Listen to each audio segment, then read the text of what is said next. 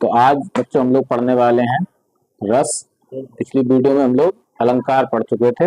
आगे देखें रस क्या होता है।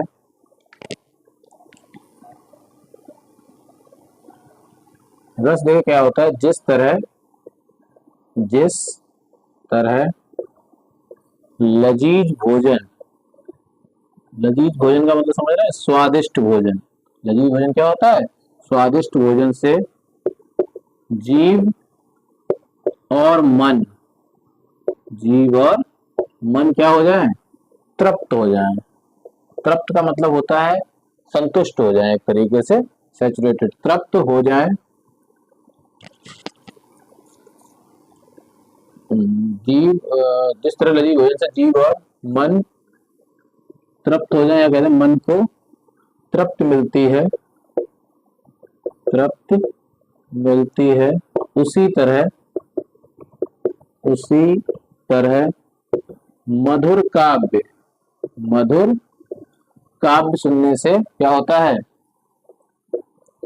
मधुर काव्य सुनने से मन को आनंद मिलता है। मन को क्या मिलता है? आनंद मिलता है। तो इसी साहित्यिक आनंद को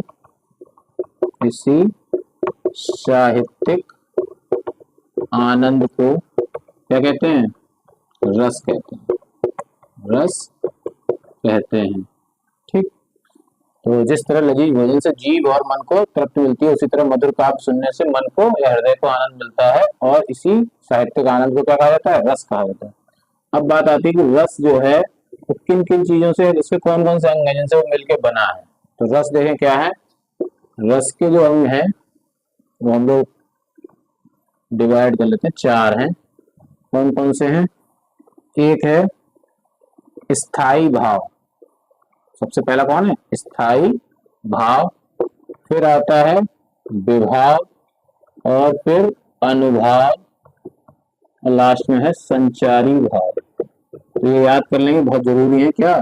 रस के 4 भाग होते हैं, 4 अंग हैं। कौन कौन से? स्थाई भाव, विभाव, अनुभाव और संचारी भाव। ठीक। इसमें जो विभाव है इसके भी 2 पार्ट होते हैं। इस विभाव के 2 पार्ट हैं। कौन कौन से हैं? एक होता है आलंबन, और दूसरा होता है कौन? उद्दीपन। तो विभाव को 2 भागों में बांट दिया गया, आलंबन और उद्दीपन। अब हम इनको एक एक करके बारी बारी से स्थाई भाव, विभाव, आलंबन, उद्दीपन, अनुभाव, संचारी भाव, सबको क्या करेंगे? समझेंगे कि किसका क्या मतलब है। जब ये सारे समझ में आ जाएंगे उसके बाद हम रस के प्रकार पढ़ेंगे, तो हमें ज्यादा समझ में आएंगे। ठीक है। तो देखते हैं एक एक टाइप को। तो इसका ये फ्लो चार्ट जो है रस का, उसको आप बना लेंगे। देखें क्या है। तो पहला नंबर है कौन? स्थाई भाव। नंबर 1 पे है स्थाई भाव। तो नाम से समझ में आ रहा है, स्थाई भाव मतलब कोई परमानेंट फीलिंग जैसी बात हो रही है। क्या हो जाए? जो भाव मन में अत्यधिक समय तक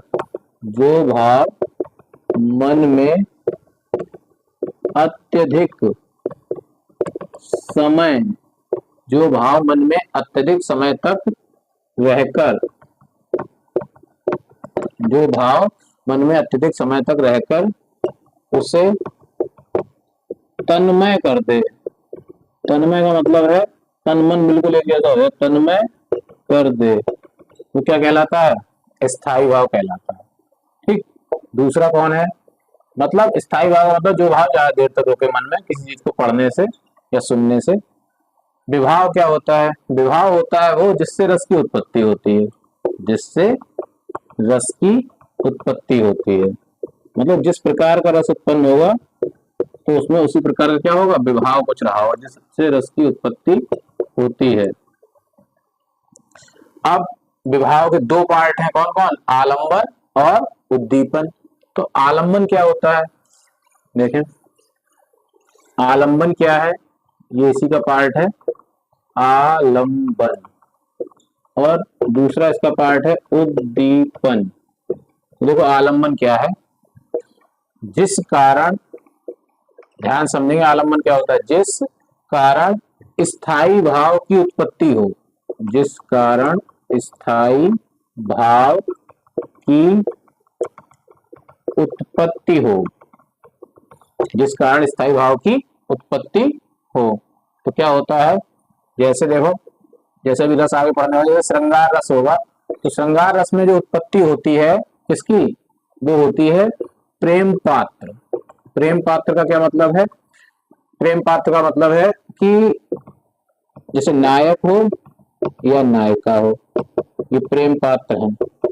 तो इनको क्या है, इनको देखने से क्या होती है, श्रृंगार रस की भावना जो आती है, जो प्रेम की भावना उत्पन्न होती है, या जो रस उत्पन्न होता है, कहते हैं वो क्या है, वो आलंबन है। तो नायक या नायिका को देखने से मतलब जो फीलिंग आएगी वो है क्या, आलंबन। दूसरा है जैसे करुण रस, करुण रस में दुख की बात होती है, तो करुण रस में आलंबन कौन है, जैसे कोई व्यक्ति मर गया है, किसी की मृत्यु हो गई है, तो जो मृत व्यक्ति है उसको जब आप देख लेंगे तो आपका मन बहुत ज्यादा दुखी हो जाएगा, तब जो रस उत्पन्न होगा तो वो करुण रस होगा। तो यहाँ पे मृत व्यक्ति क्या है, एक आलंबन की भूमिका निभा रहा है, इसका मतलब है कि उसको देख के हमको दुख उत्पन्न हो रहा है।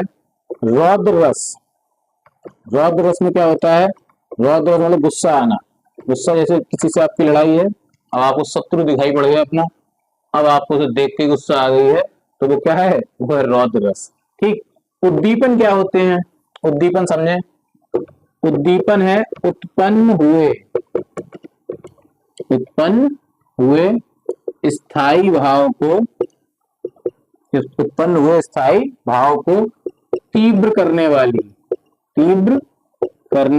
वाली जो परिस्थितियां होती हैं, तीव्र करने वाली जो परिस्थितियां होती हैं को उद्दीपन कहते हैं। क्या कहते हैं, उद्दीपन। तो जो लोग साइंस वाले उन्हें पता होगा, उद्दीपन एक तरीके से उत्प्रेरक है।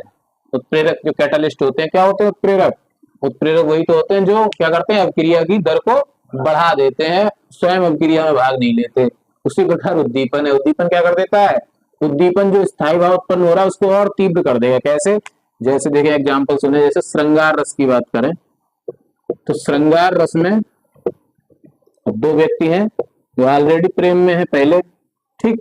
अब उन्हें क्या हो जाए, उन्हें कहीं वातावरण जैसे प्रकृति दिख जाए सुंदर, जैसे कहते हैं ये बारिश होने लगे, अब उन्हें और अच्छी लग रही बारिश, या प्रकृति का जो मतलब सौंदर्य है, कहीं अच्छा मौसम दिखाई दे जाए, तो वो क्या होगा, तो और ज्यादा जो रति की भावना है, प्रेम की भावना है, वो बढ़ जाएगी। तो हम कह सकते हैं प्रकृति का सौंदर्य। जितने कवि होते हैं ना जो किस पे श्रृंगार रस का वर्णन करते हैं, तो वो उसमें प्रकृति के बारे में बहुत बातें लिखते रहते हैं, उन्हें सुंदर मौसम, सुहावना मौसम बहुत अच्छा लगता है, ठीक। या जैसे हास्य रस है, हास्य रस होता है, उसमें क्या है, उसमें उद्दीपन कौन हो सकता है, उसमें हो सकता है व्यक्ति की चेष्टाएं, व्यक्ति की चेष्टाएं। अब जैसे कोई आदमी है जिसको देख के आपको पहले से ही हंसी आ रही थी उसकी हरकतों से, अब वो उसके उसे देख कर अब उसकी हरकतें जो है वो भी आपको क्या कर रही हैं, और उद्दीपित कर रही हैं, और ज्यादा हंसा रही हैं, तो वो क्या हो जाएगा, वहां पे वो उद्दीपन का काम होगा, ठीक। तो उद्दीपन क्या होता है, उद्दीपन होता है जो स्थायी भाव को तीव्र कर दे। तो विभाव समझे क्या है, विभाव वो है जिससे रस की उत्पत्ति होती है। विभाव में दो पार्ट है, आलंबन, उद्दीपन। आलंबन है जिस कारण स्थायी भाव की उत्पत्ति हो, और उद्दीपन क्या है, जो स्थायी भाव को और स्पीड अप कर दे, मतलब और तेज कर दे, तो वो है उद्दीपन, जिसकी वजह से आपको और ज्यादा मतलब आपका और ज्यादा क्या हो जाए, तेज हो जाए, मतलब स्थायी भाव और ज्यादा विकसित हो जाए। तो ये नोट कर लेंगे, देखें, फिर इसके बाद हम लोग देखते हैं अगला क्या, स्थायी भाव हो गया, विभाव हो गया, अब पढ़ेंगे अनुभाव क्या होता है, ठीक। तो इसे नोट कर लेंगे, देखें आगे अनुभाव क्या है। अगला है अनुभाव, ये थर्ड है अनुभाव। तो अनुभाव क्या है, अनुभाव का मतलब है एक तरीके से मतलब फीलिंग ऐसा है, ये भी अनुभव से ही है, जैसे जैसे भय का अनुभव हो, तो भय का अनुभव होने पे जैसे भयंकर रस होता है, तो भय का जब अनुभव होता है तो क्या होता है, तो देह कांपने लगती है। जैसे आपको कहीं कोई डरावनी पिक्चर देखें आप रात में अकेले, तो क्या हो, तो अकेले में क्या होने लगे, कांपने लगे देह डर के मारे, या मालूम पड़ा बिस्तर बैठ के देख रहे हो, उतरने का मन नहीं कर रहा, जमीन पे डर लग रहा है, या कहीं बाहर जाने में डर लग रहा है, तो वो क्या है, जो भय का जो अनुभव हो रहा है उसमें जो देह कप रही है वो क्या है, वो अनुभाव है। या जैसे हास्य रस है, हास्य रस, तो इसमें क्या हो, इसमें आपके जो होंठ हैं, जैसे आप दांत दिखा के हंसे, मुंह खोल के हंसे, ठहाका लगा के हंस जाए, तो ये क्या है, ये क्या होगा, हास्य रस में मुस्कुराहट, मुस्कुराहट, ठीक। और होठों का विकसित होना मतलब होठों का खुल जाना, होठों का विकसित होना, विकसित होना, ये क्या है, ये हास्य रस की बात हो रही, ठीक।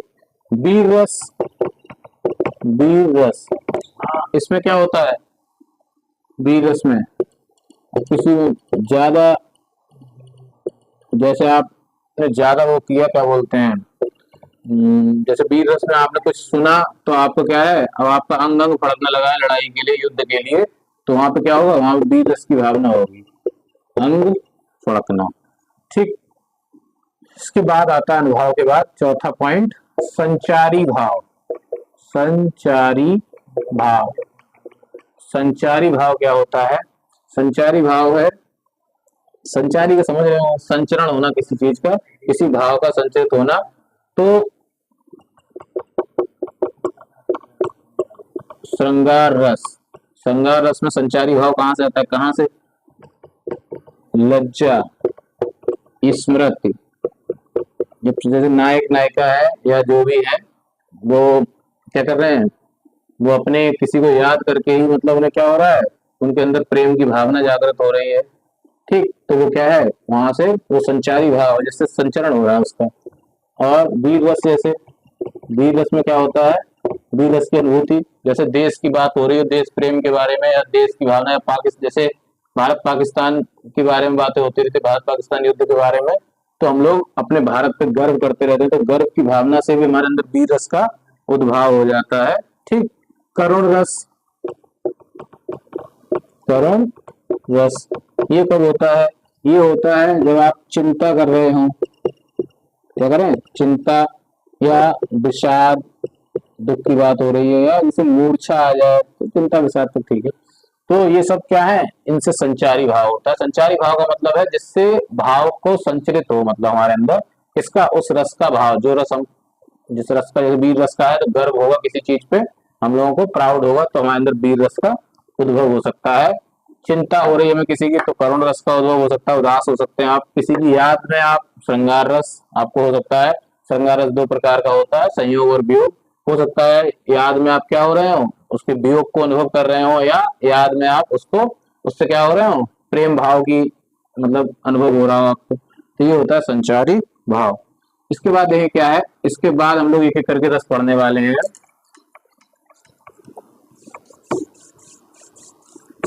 तो अगला है नंबर 1, सबसे पहला रस जो है वो है श्रृंगार रस, श्रृंगार रस। इसको क्या कहा जाता है, इसको, एक तो पहली बात याद कर लें, इसको रस राज कहा जाता है, ये रसों का राजा है, रस राज कहा जाता है। ये कंपटीशन में पूछ लिया जाता है कि रसराज किसे कहा जाता है, तो श्रृंगार रस को क्या कहा जाता है, रसराज कहा जाता है। तो श्रृंगार रस,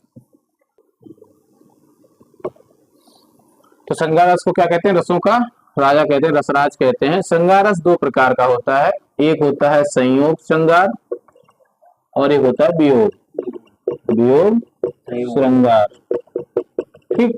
और इसका जो स्थायी भाव है, स्थायी भाव श्रृंगार रस का वो क्या है, वो है रति, वो है रत या प्रेम जो होता है। तो देखो संयोग श्रृंगार क्या होता है, संयोग श्रृंगार का मतलब है जब नायक नायिका के मिलन की बात की जा रही हो तो संयोग श्रृंगार होगा।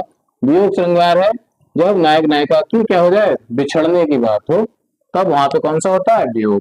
तो इनको हम देखो दो उदाहरण समझते हैं जो कृष्ण जी पे आधारित है, कृष्ण और गोपियों के प्रेम और विरह दोनों पे, कृष्ण और गोपियों का जो प्रेम है और जो विरह हुआ है उसके आधार पे आप पढ़े होंगे क्लासों में। जैसे उदाहरण है एक, बतरस लालच, बतरस लालच लाल की, बतरस लालच लाल की, मुरली धरी लुकाए, बतरस लालच लाल की मुरली धरी लुकाए सौह सौह करें भवन हंसे भवन हंसे। फिर है देन कहे नट जाए नट जाए। तो देखो ये कृष्ण और गोपियों का वर्णन है इसमें। क्या बतरस लालच लाल, बतरस का मतलब है बात करने के लिए, बतरस का क्या मतलब है बात करने के लालच में। इससे लाल मतलब कृष्ण जी से, जो गोपियां हैं वो कृष्ण जी से बात करने का मौका पाने के लिए उन्होंने क्या कर दिया, मुरली धरी लुकाए, उन्होंने उनकी मुरली छुपा दी है, उन्होंने उनकी क्या कर दी है, मुरली छुपा दी है। तो बात करने के लालच में गोपियों ने कृष्ण जी की मुरली को क्या कर दिया है, छुपा दिया है। सौह करें, अब वो उनकी क्या कर रही है, वो जब कन्हैया जी उनसे पूछ रहे हैं कृष्ण जी, तो वो सौगंध भी खा ले रही हैं। और भवन हंसे, और भावों का मतलब है जो उनके इशारों से क्या कर रही है, हंसी कर रही है, संकेत से भवन हंसे का मतलब है देन कहें। और जब कृष्ण जी कह रहे हैं कि वो वापस कर दो तो नट जाए, तो साफ मना कर दे रही है कि हमारे पास क्या नहीं है, तुम्हारी मुरली नहीं है। तो इसका क्या अर्थ है, बतरस लालच लाल की मुरली धरी लुकाए। कृष्ण जी से बात करने के लिए गोपियों ने उनसे क्या कर रहे हैं, उनकी मुरली को छिपा दिया है और सौगंध भी खा रही है और भवन से क्या कर रही है, हंस रही है। जब कृष्ण जी उनसे मांग रहे हैं कि मुरली को क्या कर दो, वापस कर दो, तो नट जाए का मतलब है सीधे सीधे मना कर दे रही है कि हमारे पास नहीं है। तो यहाँ पे कृष्ण और गोपियों के बीच संयोग श्रृंगार दिखाया गया है। ठीक, अब कृष्ण और गोपियों में वियोग श्रृंगार देखते हैं क्या है। ये आपने पढ़ा होगा किसी क्लास में। ऊधव ऊधव मन न भये 10-20, ऊधव मन न भये 10-20, ऊधव मन न भये 10-20, एक होतो सो गयो श्याम संग, एक होतो सो गयो श्याम संग, को अवराधे ईश, को अवराधे ईश, को अवराधे ईश। तो इसमें क्या है, जब कन्हैया जी छोड़ के क्या जो वृंदावन है उसे छोड़ के कहा चले जाते हैं, मथुरा चले जाते हैं, तब का है। तब जब उद्धव जो कृष्ण जी के मित्र हैं वो संदेश लेके आते हैं, किसका, कृष्ण जी का, गोपियों के पास। तब वो गोपियों को समझा रहे हैं, तब गोपियां कहती हैं कि उद्धव मन न भय 10-20, मतलब हमारा जो मन है वो एक है, 10-20 मन नहीं है। एक होतो सो गयो श्याम संग, मतलब जो एक मन था वो तो श्याम जी मतलब कृष्ण जी के साथ चला गया है। को अब राधे, मतलब अब कौन भगवान की आराधना करें, मतलब इस जो उद्धव है वो उनसे ये कह रहे हैं कि आप लोग क्या करें, भगवान की आराधना करें, उसमें अपना मन लगाएं। जैसे जब कोई किसी का मन नहीं लग रहा होता किसी चीज में, तो उसे कई विकल्प दिए जाते हैं, कहते हैं ये करो, दूसरा काम देते हैं, ये करो। अब वो करे कहाँ से, जब उसका एक मन था वो कहा है, क्या है, वो तो चला गया किसी के साथ। तो वही वो कह रहे हैं कि ऊधव मन ना भय 10-20, मतलब हमारे 10-20 मन नहीं है, क्या है, एक है, जो क्या है, जो तो कृष्ण जी के साथ चला गया है। जैसे बच्चों का मन नहीं लगता है पढ़ने में क्योंकि उनका एक मन है वो तो कहीं अलग ही है, टीवी देखने में, मोबाइल की रील देखने में, या कहीं अपनी दुनिया में खोया हुआ है। तो फिर क्या है, फिर उनका एक, उनके 10-20 मन तो है नहीं जो दूसरे मन से वो क्या करें, किताब लेके पढ़ लें, समझे कि नहीं। तो इसलिए क्या है, इसलिए वही गोपियों वाला हाल। तो गोपियों को भी क्या है, गोपियों को भी 10-20 मन नहीं है। तो यहाँ पे क्या दिखाया गया, यहाँ वियोग श्रृंगार दिखाया गया कि गोपियों और कृष्ण जी का क्या हो गया है, मतलब विरह वियोग हो गया है। ठीक, तो ये है श्रृंगार रस। इसके बाद हम देखते हैं अगला जो रस है वो है करुण रस। तो उदाहरण आप नोट कर लेंगे। ठीक, इसका जो स्थायी भाव पता है, श्रृंगार रस को रसराज कहा जाता है। ठीक है, इसके बाद हम देखते हैं अगला है करुण रस। तो इसको हटा दें।